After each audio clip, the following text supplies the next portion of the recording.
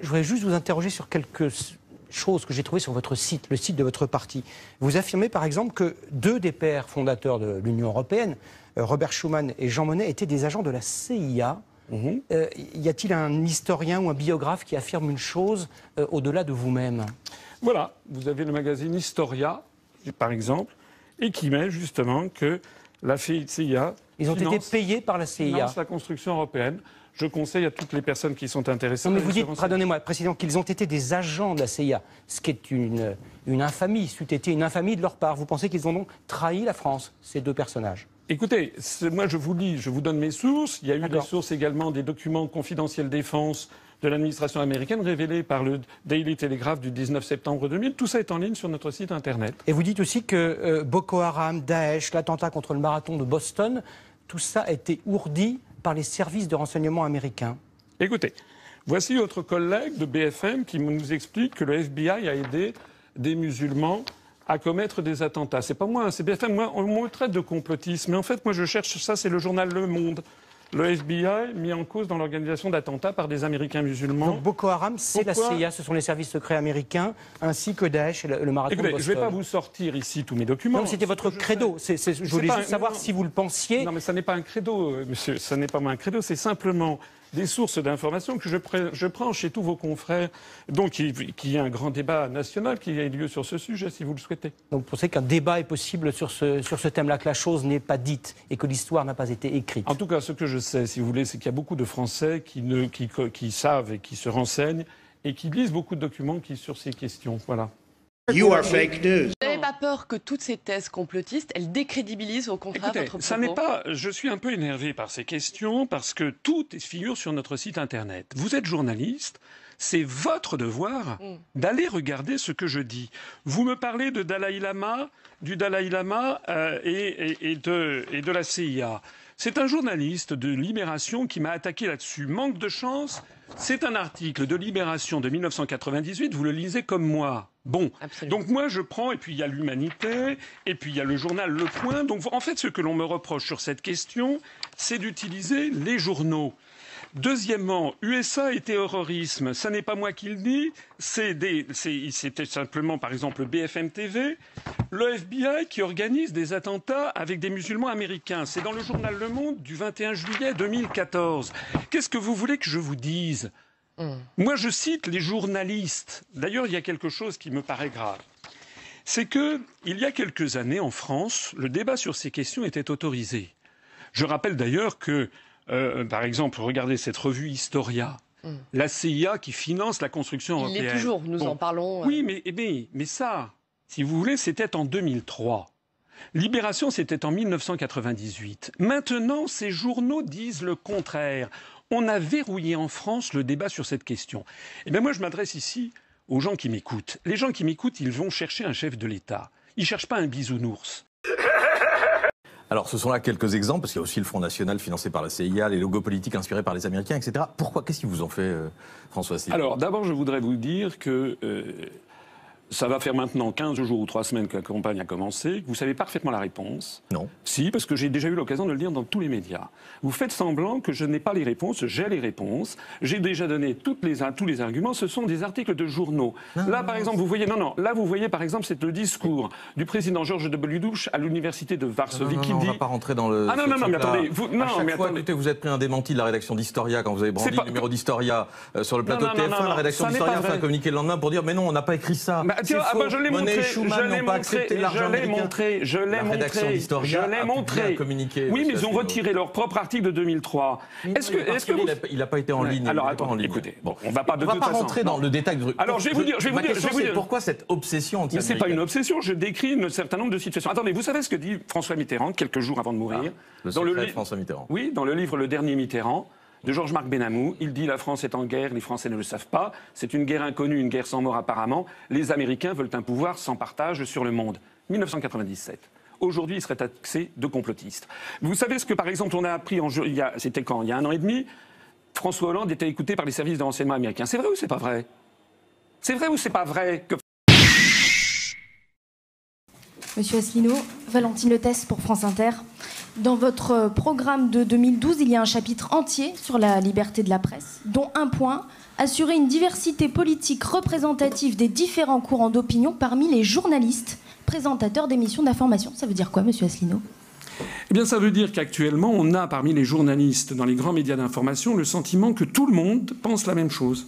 On l'avait vu, par exemple, au moment du référendum sur la Constitution européenne, tous les commentateurs étaient pour. Et ça n'est pas normal. Il n'est pas normal qu'au moment d'un référendum sur la Constitution européenne, tous les commentateurs, sur toutes les radios, étaient pour. Et ça se voit parce qu'il n'y a pas seulement que les responsables politiques qui s'expriment, il y a aussi les commentaires, il y a le nuage d'informations voilà, qui est tout autour. Il n'est pas normal que ce soit de cette façon. Et beaucoup de Français, croyez-moi, ont le sentiment que quand ils écoutent les grandes chaînes de télévision, par exemple, ou de radio, il n'est pas normal que les Français aient le sentiment que l'ensemble des commentateurs, des journalistes, penchent dans le même sens. Voilà. C'est ce que je pense. Et les commentateurs ne sont pas forcément des journalistes, déjà. Comment ? Pardonnez-moi, mais les commentateurs ne sont pas forcément... C'est vrai, vous avez raison. Mais alors justement, pour l'exemple... C'est pas tout à fait la même chose. Oui, mais c'est vrai. Mais par exemple, les commentateurs, on pourrait avoir des commentateurs... voilà, qui soient par exemple pour la sortie de l'Union européenne et de l'euro. Donc on choisit comment? On leur demande de présenter des cartes de parti? Non, on demande tout simplement aux responsables, aux médias, de faire appliquer, par exemple, la charte de Munich de 1971. Voilà. Oui, la charte de Munich sur l'éthique du journalisme. Ben, c'est l'éthique du journalisme, madame.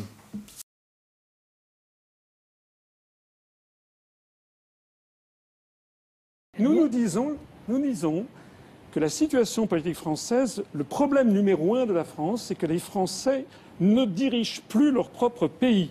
Ils élisent des marionnettes. Que ce soit M. Sarkozy, que ce soit M. Hollande, M.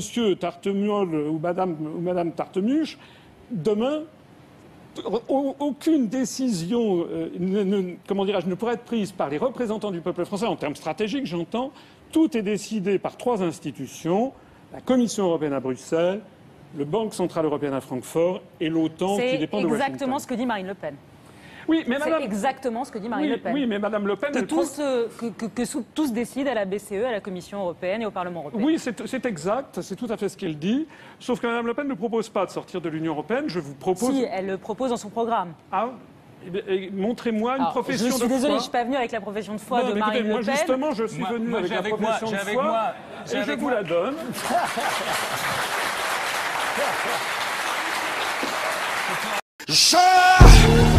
Vous êtes officiellement candidat depuis le 17 mars dernier, date à laquelle ont été validés vos 587 parrainages. Oui. Ça a surpris. Il faut dire qu'en 2012, vous n'en aviez recueilli que 17. Mais cette année, vous aviez une arme fatale, secrète. Norbert Chettel, 48 ans, profession parraineur. Ses proches disent de lui qu'il ferait parrainer le diable en personne. Élu Front National dans les années 90, c'est lui qui a notamment empoché les parrainages pour Philippe de Villiers en 2007, puis Nicolas Dupont-Aignan en 2012. Et à lui seul, il a engrangé pour vous plus de 200 signatures. Sa méthode, son credo, pas question de sortir d'une mairie sans une signature. On ne cherche pas une adhésion, mais un paraphe. Vous comprenez que certains maires, avec du recul, aient eu l'impression de s'être fait avoir. Ah bon ? Qu'on leur ait refourgué une chaudière alors qu'ils n'en avaient pas besoin. Vous savez, ce sentiment-là ? Vous me comparez à une chaudière? Non, mais vous n'auriez pas préféré qu'on adhère plutôt qu'on... Non, pas du tout, absolument pas. Parce que les parrainages ne sont pas du tout des adhésions. Moi, j'ai eu des maires qui ont parrainé et qui m'ont dit qu'ils n'étaient pas d'accord avec ce que je disais, mais ils estimaient que, compte tenu de mon parcours professionnel, compte tenu de mes analyses, ils estimaient que j'avais droit à la parole. D'ailleurs, plutôt que je recherche des parrainages, regardez comment font tous les autres chercheurs de parrainage, comment ont fait les autres candidats. Intéressez-vous aussi aux autres. Voilà. C'est un petit peu plus connu, c'est pour ça que c'était peut-être plus facile. Vous savez, Jean Lassalle n'était pas forcément... Oui, il était un petit peu plus connu, c'est exact. Oui, c'est exact. Mais vous voulez dire quoi? Vous voulez dire qu'en fait, vous pensez que je n'aurais pas dû être candidat, c'est ça? Pas du tout. On parle juste de la technique, c'est d'embaucher des adhésions plutôt que juste des signatures. Non, pas du tout. Ça n'est absolument pas vrai, parce que le parrainage n'est pas du tout une adhésion. Ça a d'ailleurs été... Non, absolument pas. Vous avez d'ailleurs... Non. L'association des maires de France, par la bouche de son président, rappelle régulièrement que les maires qui parrainent n'adhèrent pas nécessairement, qu'il s'agit d'un acte démocratique et citoyen pour permettre à un courant d'opinion de se manifester. Et heureusement d'ailleurs que je suis là, parce que si j'étais là, il n'y aurait personne pour proposer ce que je propose, c'est-à-dire le Frexit. Pierre. T'es mauvais. Je voudrais revenir sur le mélange le mélange patrie, etc. Vous savez ce que disait De Gaulle? De Gaulle disait, nous ne sommes pas des nationalistes, nous sommes des patriotes. Un patriote, c'est quelqu'un qui aime son pays. Un nationaliste, c'est quelqu'un qui déteste le pays des autres. Aymeric Caron brocardait le fait que je parlais d'indépendance nationale. Non, je n'ai pas brocardé. Oui, je n'ai pas brocardé. Ou de souveraineté. Je rappelle quand même que l'article 4 de la Constitution de la Ve République, sous notre Constitution, l'article 4 prévoit que les partis politiques doivent respecter le principe de souveraineté nationale. Et l'article 5 fait obligation au président de la République, le président de la République est le garant de l'indépendance nationale. Donc ce que finalement on voudrait me reprocher, c'est de vouloir appliquer les articles 4 et 5 de la Constitution de la Ve République, c'est ça? Pourriture communiste. Je vous pose une question. Voilà. En France, est-ce que vous pensez, comme François Fillon, que c'est François Hollande qui a organisé un complot contre lui? Écoutez, moi, sur ces histoires de complot, il y a quelque chose que je voudrais dire et qui, à mon avis, intéressera beaucoup les Français. Sur cette question précise, oui. De Fillon et Hollande. Oui, non, mais moi, vous avez vos questions, moi j'ai mes réponses. Moi, il y a quelque chose que je voudrais dire. Dans la Constitution de la Ve République, il y avait un article, il y a toujours d'ailleurs un article 68, qui avait été rédigé par Charles de Gaulle et validé par 82% des Français en 1958, qui posait le principe de complot, de crime de complot contre la sûreté de l'État. Eh bien, ce complot contre la sûreté de l'État, ça a été retiré de la Constitution par une loi constitutionnelle en 1993, dans le dos du peuple français. Pourquoi? Vous revendiquez 5e parti de France avec 16 000 adhérents. 17 000 adhérents bientôt. 17 000 aujourd'hui. Vous allez les chercher assez loin. Vos vidéos, elles sont mises en ligne, par exemple, sur le site d'Alain Soral, Égalité et Réconciliation. Vous avez des liens avec ce mouvement? Non, je n'ai aucun lien avec Soral, mais nos vidéos sont reprises par de très nombreux internautes, et ça, je n'y peux rien. Mais M. Soral, puisque vous en parlez, passe son temps à me taper dessus, à appeler à voter pour Mme Le Pen. Et d'ailleurs, puisque, si j'ai bien compris, vous portez attention aux gens qui soutiennent les uns et les autres, je vous signale que M. Henri de Lesquen m'a traité d'ordure cosmopolite il y a quelques jours. Président de Radio Courtoisie, pour ceux qui nous regardent, qui est une radio effectivement très à droite et proche de Jean-Marie Le Pen. Il m'a traité d'ordure cosmopolite et il soutient M. Fillon. Et j'aimerais savoir si, lorsque vous verrez M. Fillon, vous allez lui dire qu'il a des liens avec l'extrême droite.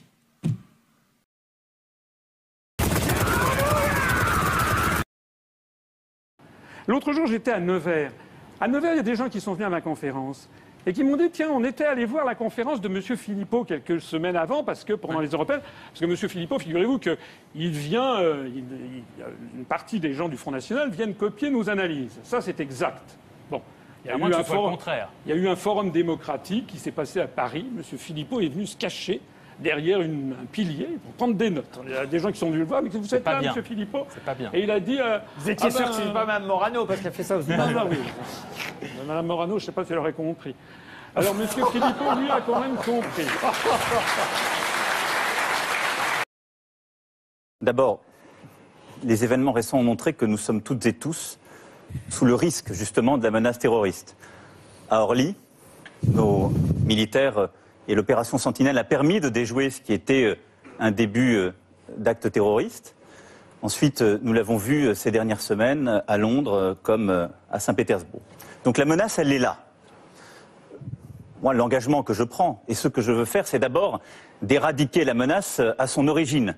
Il y a un terrorisme islamiste qui existe, qui est nourri sur certains théâtres d'opération, et la France y est engagée dans le cadre de certaines coalitions. À juste titre. À juste titre, et je souhaite continuer l'engagement français, en particulier dans la zone Syrie-Irak. L'intervention que nous avons dans le Sahel est absolument indispensable, et au Nord Mali, et elle devra manifestement continuer compte tenu justement du risque qui existe. Et on peut tout à fait revenir sur des sujets géopolitiques sur lesquels M. Poutou est revenu. Mais il y a aujourd'hui un terrorisme islamiste qui a tué nos concitoyens, qui continue à les menacer, et donc oui, il y a une intervention militaire indispensable à conduire. Ensuite, sur notre sol, il y a à organiser les choses différemment et à continuer l'amélioration du travail commencé. D'une part, en renforçant nos forces de l'ordre. 10 000 policiers et gendarmes engagés. Ensuite, en reconstruisant le renseignement territorial qui a été, à mon avis, de manière extrêmement non adaptée, démantelé en 2008-2009. Nous devons reconstituer un renseignement territorial et une cellule, en effet, auprès du président de la République qui permet de suivre en permanence les informations dont nous disposons sur Daesh et sur toutes celles et ceux qui peuvent nous menacer. Et puis enfin, il y a la cyberdéfense qui sera un axe prioritaire de cette lutte contre justement ce nouveau terrorisme. François Asselineau, est-ce que vous êtes d'accord à ce que vous venez d'entendre ? Eh bien d'abord, le président de la République, en vertu de l'article 14 et 15 de la Constitution, est le chef de la diplomatie et le chef des armées. La première chose à faire, ce serait déjà de réhabiliter le budget du ministère de la Défense nationale, qui était de 3% du produit intérieur brut en 1981 et qui est tombé à 1,6%.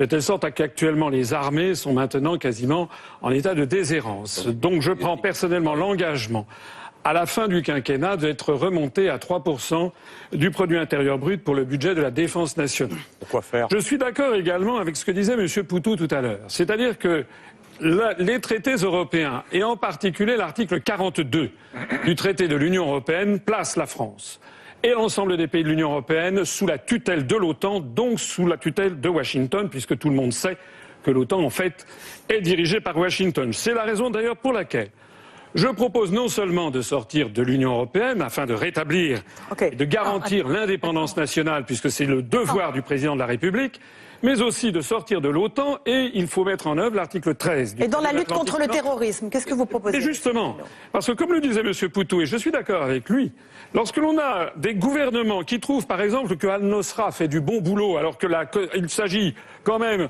d'actions terroristes qui sont de temps en temps classées avec Al-Qaïda ou non, il faut mettre un terme à cela. Il faut mettre également un terme à toute complaisance avec l'émirat du Qatar ou avec l'Arabie Saoudite, qui sont, on le sait, parmi les principaux pourvoyeurs financiers et d'armes du terrorisme islamiste. J'aimerais d'ailleurs que M. Macron nous dise ce qu'il en pense. Je suis d'accord avec vous sur ce dernier point. Ah, vous êtes toujours d'accord avec tout le monde? Non, ça n'est pas vrai.